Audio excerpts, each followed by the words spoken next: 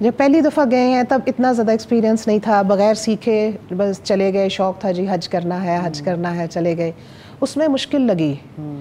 لیکن اب second time پھر ماشاءاللہ میم سے بھی ہم لوگوں نے بہت سیکھا، قرآن پاک کی لو لگی، قرآن کو ترجمے سے پڑھا، تو اب وہ اللہ کی کتاب ہے، اللہ کی کتاب سے اللہ کی معرفت نصیب ہوتی ہے، اور اس سے پتہ چلتا ہے کہ اللہ پاک لفظ جو سو مچ، اللہ اتنی محبت رکھتے ہیں ہم سے.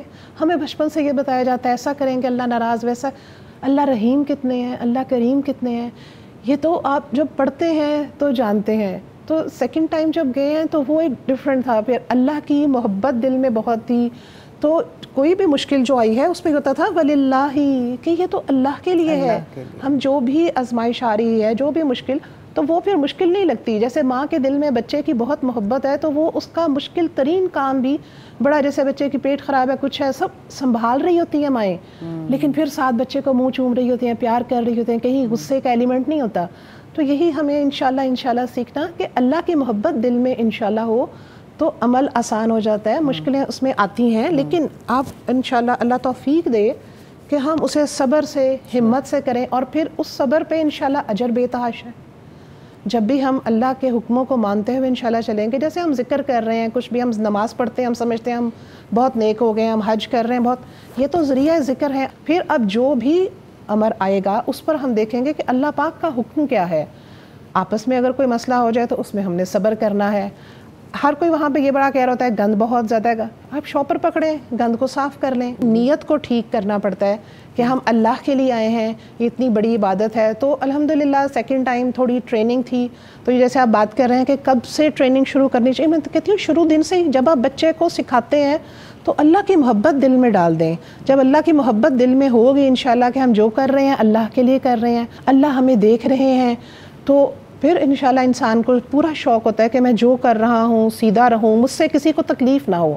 بس اتنی سی بات. جب ہم اس میں جاتے ہیں نا باسی نیچر بنا کے کہ ہم دوسرے ہماری خدمت کریں گے تو مشکل ہوتی ہے. اور جب آپ خدمت گار بن جاتے ہیں، دوسروں کی خدمت کرنے والے بن جاتے ہیں، عاجزی آ جاتی ہے، انا چھوڑ جائیں، عاجزی اختیار کر لیں، تو انشاءاللہ سارا سفر راحت والا بن جاتا ہے. یعنی پاؤں پہ آپ کے چل چل کے بھلے ہی تھک گئے ہوں، لیکن وللہ، یعنی یہ ایک دیوانگی کا سفر ہے. اور اتنا، اور پھر تڑپ انشاءاللہ وہ واپس آ کے پھر ہوتا ہے کہ اللہ پھر بلائیں، اللہ ہمیں بار بار بلائیں انشاءاللہ. اور ہر دفعہ ایسے ہی لگتا ہے کہ ہم بہتر نہ کر سکے، آئندہ اللہ توفیق دے ہم اور بہتر انشاءاللہ کریں. استاد صاحب، وہی والی بات کہ ایک دیوانگی کا سفر ہے، اللہ کے لیے آپ تھکتے ہیں، اللہ کے لیے ٹوٹتے ہیں، اللہ تعالیٰ کے لیے مشقتیں کاٹتے ہیں. وہ مزہ بھی اللہ تعالیٰ واقعی، جب تک حج نہیں کیے تھے تو یہ والی بات سمجھ نہیں آتی تھی کہ وہ مزے بھی اللہ تعالیٰ سب کے نصیب میں کرے، ہم سب مسلمانوں کو بار بار توفیق بھی دے اور کسی کو بھی اس سعادت سے محروم نہ رکھے. لیکن یہ دیوانگی، یہ جنون، وہاں جا کے آپ کو سمجھ آتا ہے کہ اللہ کے لیے تھکنا اور اللہ کے لیے جو ہے وہ ٹوٹنا کیا چیز ہے. اصل میں مجھے ایسا فیل ہوتا ہے کہ دیوانگی کا نہیں، فرزانگی کا سفر ہے. سبحان اللہ.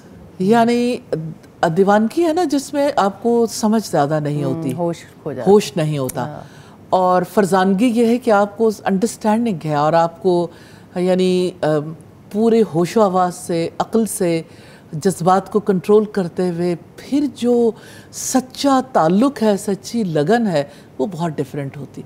دیکھیے دیوانگی میں صورتحال کتنی بدل جاتی ہے. انسان بہت سارے معاملات ایسے ہیں جہاں پہ وہ یعنی کر نہیں پاتا تو اس کے اوپر اظہار خیال بھی مختلف طرح کرتا ہے، اس کے معاملات بھی فرق ہوتے ہیں. لیکن جس وقت کوئی انسان سوچ سمجھ کے شعوری فیصلے کے ساتھ کچھ کرتا ہے تو اس کا معاملہ فرق ہو جاتا ہے.